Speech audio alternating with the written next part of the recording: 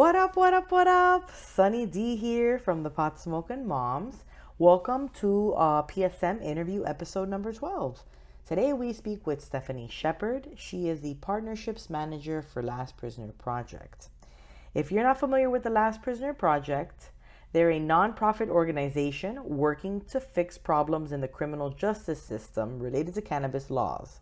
Their main goal is to free every person who's still in prison for non-violent cannabis offenses and to help repair damage caused by the war on drugs. They focus on things like policy. They work with lawmakers across the country to pass laws that release people still in jail for cannabis and to automatically erase cannabis-related criminal records. They offer legal support.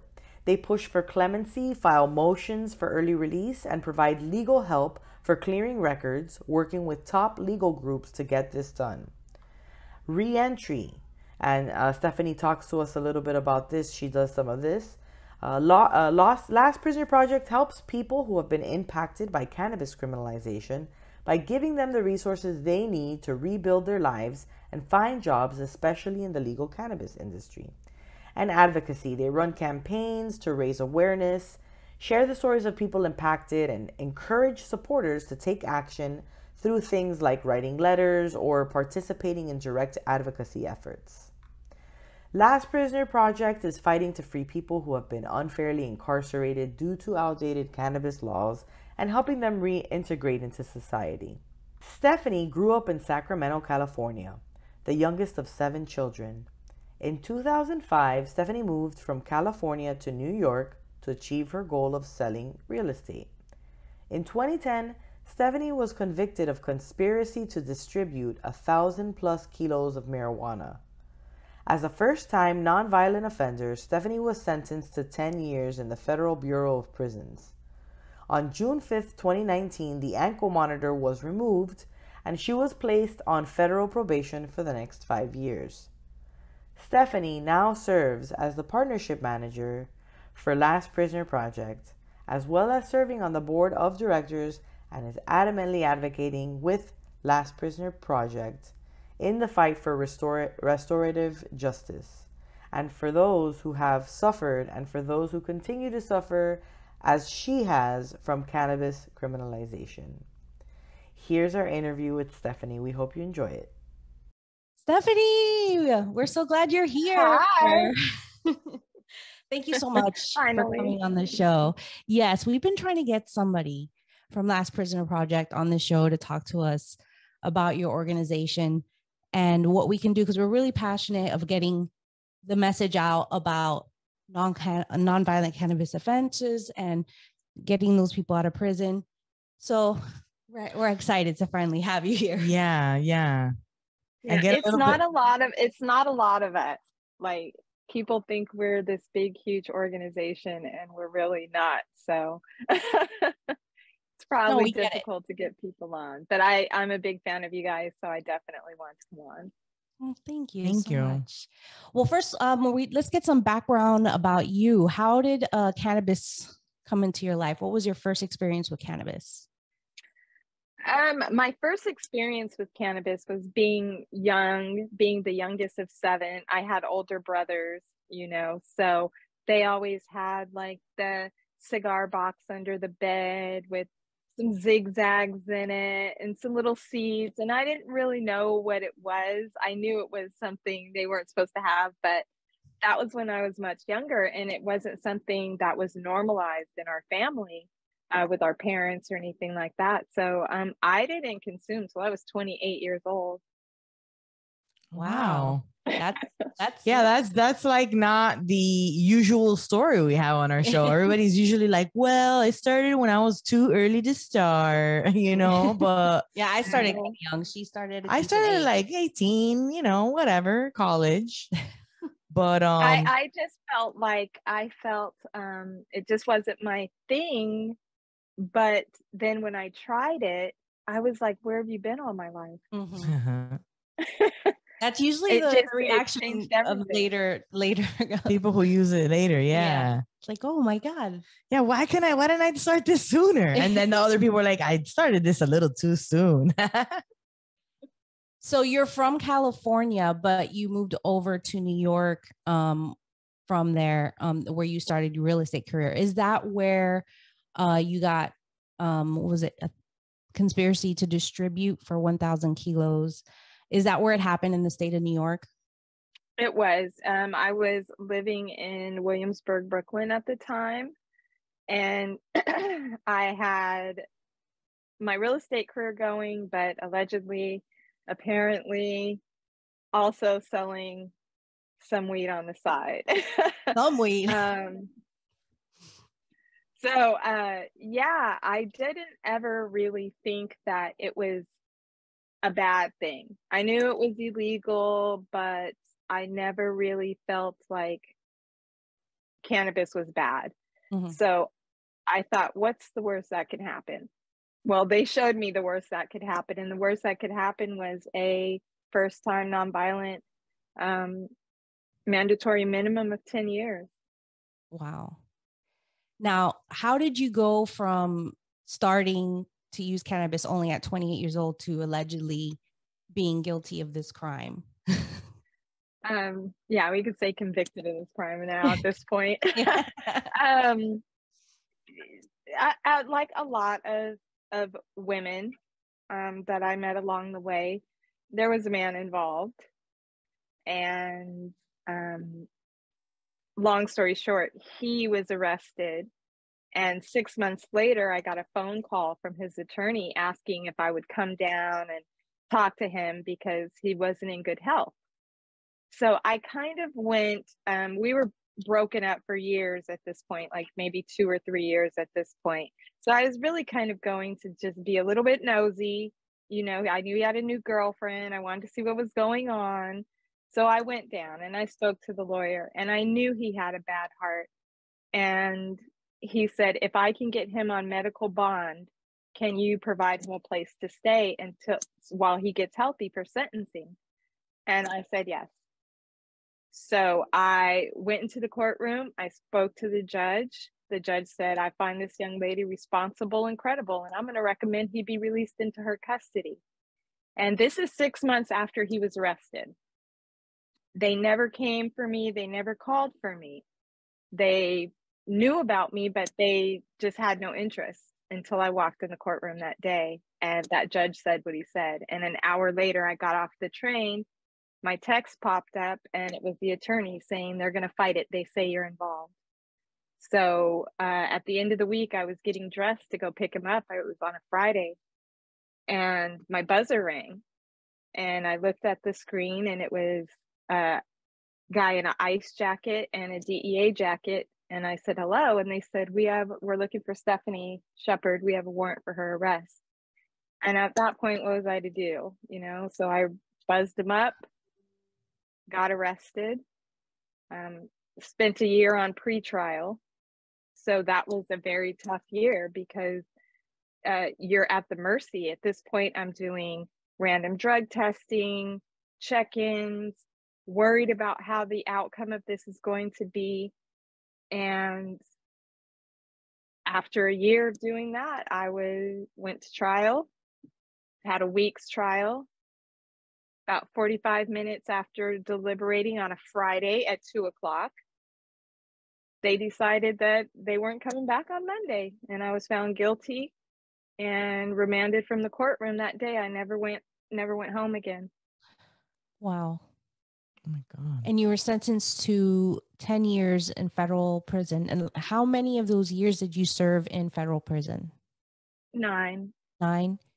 9. I took a program that I was determined I would never take. I told myself through my entire sentence that I was being labeled as a drug dealer. And now to get a year off, you want me to label myself as a drug addict as well and take the RDAP program, which is the residential drug abuse program. They get more per inmate when you do that program. So I always said no. If I can do 8 years, I can do 10 years. My dad got sick. And when my dad got sick, it wasn't about me or my ego. It was about getting home as quickly as possible. And if that meant saying, hey, because I consume cannabis, I'm labeled a drug dealer, I'll do it. Where do I sign up? And unfortunately, I did not make it into the program in time. My dad had already passed away before I entered the program. But by that time, I was so done with the system. I was so done with the system that I just went ahead and did the program and got that year off. So I did get home a little bit early. Oh my God, but 10 years is such an insane amount of time. And especially for no prior, like you had no other prior run-ins with the law, no other arrests, no previous history to, I mean, how much time did the gentleman get? As I understand, he got probably 15, but he's out now. So he got off a little bit early as well. Damn, 15 years. So in order for you to get out that year early, you basically had to say, I'm an addict of cannabis and go through a program. And now you're out on probation, right? On top of the 10-year sentence, I also got a 5-year probation, which I'm 3 years into that. I got out in 2019. And so I'm still under the thumb. Oh my goodness. That's hard. Being under probation is very difficult. And you're not able to consume cannabis at all. No. Currently. No, the one thing that could actually help me in the most anxiety-ridden time, which is re-entering and coming back after doing that time in prison and reconnecting with your family and your friends, you know, it's stressful. And the one thing that could maybe take some of that stress away, I don't have that privilege. I'm sure PTSD from being in prison. Yeah. I mean, there's so many things that it could be. And you're currently in Sacramento. There's no way around it. There's no way to get like a medical because of the way that you did the program. It's federal. Yeah. And it's federal prison. Because it's a federal prison, and federal still is not recognized as legal. So even though I could go, you know, and see people purchasing many places within a few mile radius of my house, I still don't have that. Yeah, that's insane. And you know what I think is really crazy too? The fact that so many people are trying to push for just legalization in the sense of like recreational, make it recreational. But there's nobody out there doing any work to get people out, to make it federally legal. Like that's like this Biden thing that just happened. People got excited about it, but there's like, can you tell us what? Because there's good and the bad. Like, yes, we're making progress, but he could have done more and he didn't. He fell short of what we were expecting him to do. Big time. Yeah. Big time short. Like nobody got out of jail for what he did. Not one person. Yeah, because no one was in jail for it. Exactly. So it's very slick. I gotta say it was very, very slick. But there's, you know, definitely one group I know that's out there fighting against it and trying to work on it, and that is the Last Prisoner Project.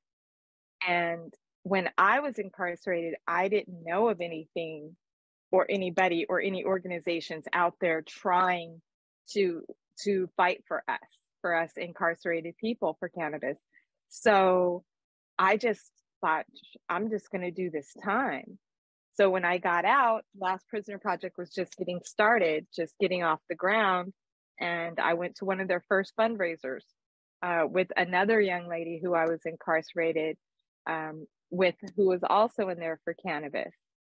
And she was speaking at this event, and I was able, with my ankle monitor, to head down to San Francisco and listen to her and watch just the reaction that sharing your story can get from other people, and how much people don't know about what's going on and the tens of thousands of people that are incarcerated for cannabis, while this industry is growing and booming.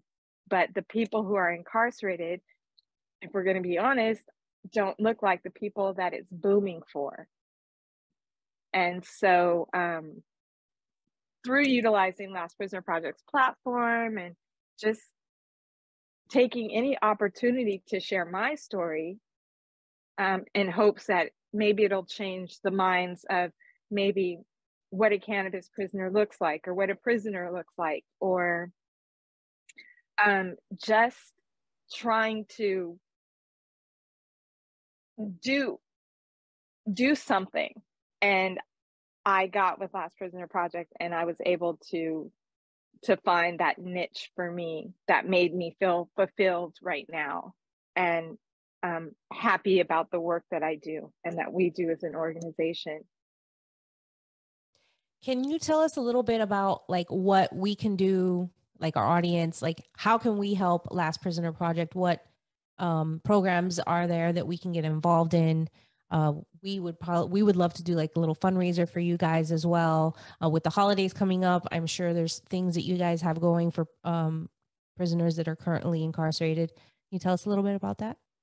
We do. We have given out over $2 million in direct funding to those impacted, their families, through their commissary accounts, the children of incarcerated cannabis prisoners can receive help from Last Prisoner Project, or the caretaker of a child of a parent who's incarcerated. So a lot of the ways that we partner with people, we partner with brands, we partner with dispensaries. We have in dispensaries something, if you've ever gone into a dispensary, maybe you've been asked, like, do you want to donate to help cannabis prisoners? It's a program called Roll It Up for Justice. And you can donate $1 or $4.20 at the end of your purchase. But before you get to that point, we try to provide people with materials that while they're standing in line, not realizing this great privilege they have that they're about to purchase some fire and go home and consume, and are not concerned about being incarcerated for it. We try to provide dispensaries with materials to educate. And I mean, the donations are great. It's what helped run any org. But that education piece, so that when people go to the polls, they can make an educated decision. They know that just because they have this privilege, that privilege has not been expanded to everyone. So it's important to talk about Kevin Allen, who's doing life in prison for $20 worth of cannabis without the possibility of parole.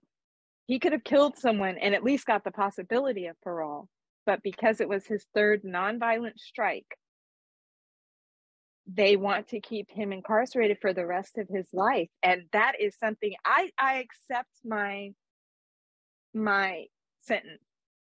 People sometimes ask me, are you bitter? Are you mad when you see what the industry? No, I was convicted of doing something that was illegal, and I accepted the consequences. I did not cooperate like everybody else in my case, pretty much everybody else in my case. So being able to now look at it and say, that was fine for me, but what about now? Like, I can't stand it now. When you go to a Hall of Flowers, or you go to any of these big cannabis events, and you see what's going on, and you see how the industry is booming, which I love. I think it's great. But we can't forget those people who this legal industry was built off of. Mm-hmm.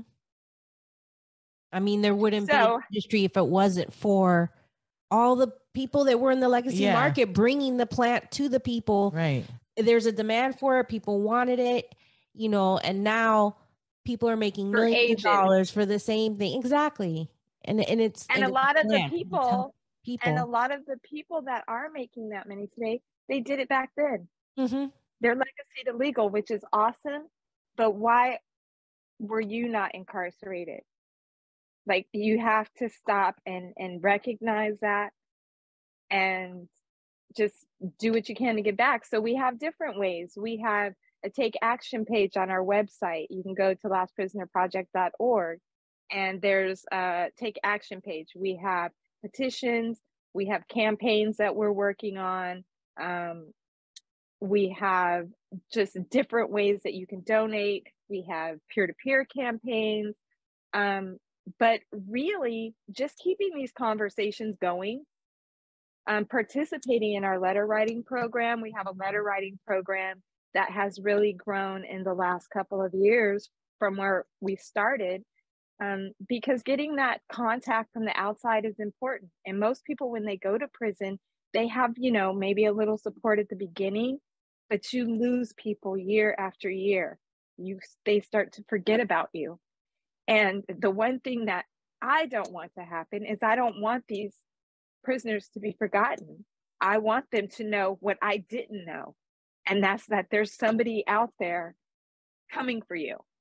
There's somebody out there fighting for you. If you were on a desert island, would you rather never get that, you know, letter in a bottle saying, hey, we're coming? Or would you like to get a letter every day saying, hey, this is happening, this is what we're working on, but we are coming?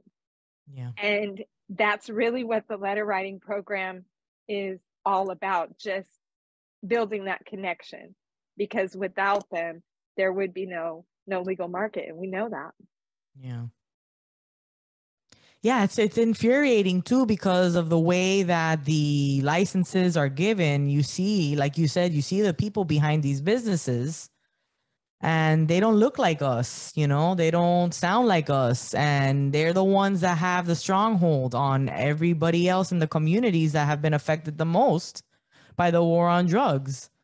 So it's like we want to get into a place where, yeah, sure, it's recreational, but we want everybody having an equal opportunity to get this. It's not fair that there's been people behind the scenes, you know, like you said, getting put in jail when there's people out there doing the exact same thing and just getting away with it, and then just, you know, making buku bucks off of it. It's very infuriating. Sometimes people tell me, well, I had a good lawyer. I've heard so many times from people who are like, oh, I've been arrested 10 times. I've been arrested 15 times. Really? And why do you think you never went to prison? Oh, I had a good lawyer. Really? Is that it? And when I know that people, it's not connecting with them, there's nothing I can say. In their head, they had a good lawyer, and that's why. But statistics show why you didn't get arrested. Right. And it shows that we are 4 to 5 times more likely than white people to be arrested. Yeah. And get a long sentence, get a lengthy sentence. I never met anybody incarcerated in prison for cannabis that wasn't Black or brown. I know there are some. We have constituents, but I'm just saying, on the larger scale, if you look at the numbers. Yeah, absolutely. Absolutely. It's crazy too. And rape cases, people get off so easy as well. And it's just like rape, you can molest, you can do all these things, but forbid that you sold a plant to other individuals that help them. And it's the 2 dime bags for me with the Kevin Allen. Yeah, that's not even a full. Is that even a full blunt? That's not even a full blunt. It's look at. I mean, obviously this is outside the state of. We're talking obviously the United States, but look at Brittany Griner over in Russia. That she's being used as a political tool right now. You know, she just lost her appeal, and she's going to be stuck over there for 9 years. Yeah. For a little vape pen, a shitty vape pen, probably terrible vape pen. For a cart. Yeah. But I find it so interesting that President Biden, thank God that he's trying to help and trying to get her home. But why her and not the tens of thousands that are here within in your our own country? Yeah. Yep. Yeah. And we don't want to hypocrisy. Yeah, we don't want to use her as an example either, but we want to help her too. Right, we want to help her too, but it's just the hypocrisy. Here. It's the hypocrisy for me. Mm-hmm. it should be all encompassing. He should take that same grace that he wants to show Brittany Griner and just apply that to the tens of thousands, the fathers, the mothers, the daughters that are incarcerated for cannabis right now. So when he made his announcement, I already knew from the wording, and I actually saw a post that you guys did, and it was super on point. Basically, it's like, hold on, like, wait a minute, don't get too excited. Right. And it was a task trying to get the message out. Like, it's great. We are glad that this conversation has started. But once people started to see that no one was released behind this action, then it started to set in. Oh, okay. It was slick. He was like, oh, small cannabis possessions. Right. Federal. There's nobody in federal prison and then just bring it up that we're trying to get it and urging. I mean, there's people in probably state prisons for small possessions in certain states urging state officials to do the same. We'll see. But yes, that's like a cop out. The most important thing that he did out of it was the whole trying to get it descheduled, having it reevaluated to be descheduled.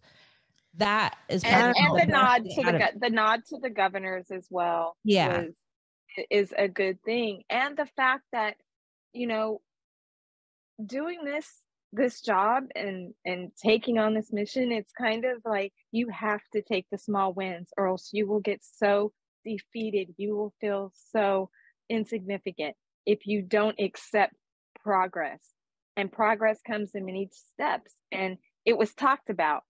No other president has stood up there and talked about it and said, hey, we need to do something. I just want that same grace shown to the seller as the buyer.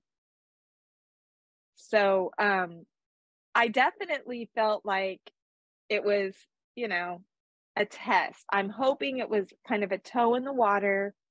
I know they're afraid. They think, what if all these people get out? What are they going to do? Are they going to run wild in the streets? And but I just resources, enjoy their lives. I mean, but it's just such waste of their families.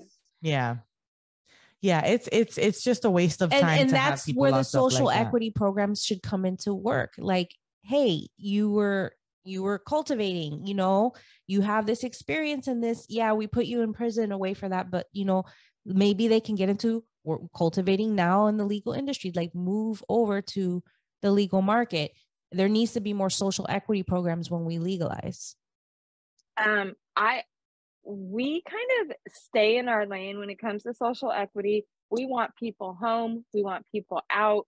We want people to be able to re-enter society with pride. But the whole like social equity thing is difficult, because if you've been in prison for any amount of time and you get out, the buy-in is too high. Even if they say, okay, we'll give you a license, where are you getting this money? How are you just going to come? And not only that, but the requirements, what you have had to have had prior. Like, it's very convoluted. But I know me, as someone who got out, I couldn't just start a business right away. I'm lucky I could even, you know, purchase the basics. You're just getting out of prison, and prison is not cheap. So any money you may have had going in, you're not going to have it coming out. So you are essentially starting your life over. So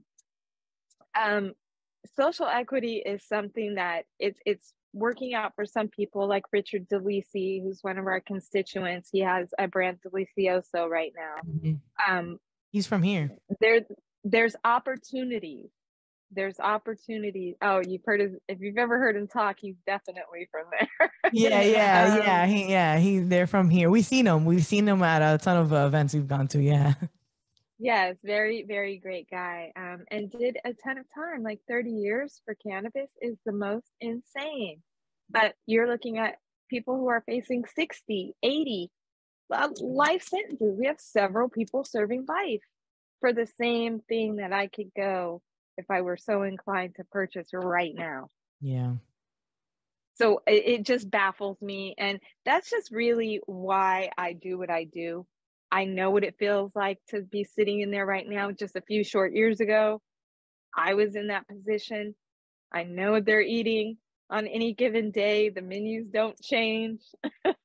And it's not something that I could just sit by and go, okay, well, I'm just going to go on with my life. Not when I have a platform and I have people like you guys who are willing to share your platforms and hopefully reach a listener who maybe can make a informed vote to legalize in their state. The more states, finally, federal is going to have to follow. Mm-hmm. It's just a matter of just pushing and getting there. We actually had a civil disobedience rally in DC on Monday. M1, Redman, Steve D'Angelo, Richard DeLisi, they all went out there and, tried to make as much noise as possible to just say, like, keep your promise. You said no one should be that was the initial statement. No one should be incarcerated for cannabis. Keep that promise. Don't just try to slide by. So let's do it. A lot of people talk in the industry and even in politics, but we want to see the action. We don't want to hear about it anymore. We want to see it happen. We're tired. Yes. I mean, the only thing with this test he has seen, the only criticism he received from this action was he did not do enough. Mm-hmm. That's the only criticism. So any thought that, people are not going to like it and they're not going to vote the correct way, do one good thing. And this could be that one good thing. But if this promise is not kept, I don't know. That's why we just have to stay bipartisan and take the help from either side. I don't care where it comes from, as long as they see what's true and what's fair and what's right. They can come from either side of the aisle. I'm cool with either one, as long as we get people like Parker Coleman and Michael Woods and Edwin Rubis home. And that was our conversation with Stephanie Shepard from Last Prisoner Project. We enjoy having a conversation with her. We think that the work they do is so important. Please check her out at Steffi_Sheps. Or please visit the website, www.lastprisonerproject.org, and find out ways that you can contribute to Last Prisoner Project, including donations and things of that sort. We hope you enjoyed today's podcast, and we hope to see you next Wednesday. Thanks so much. Bye.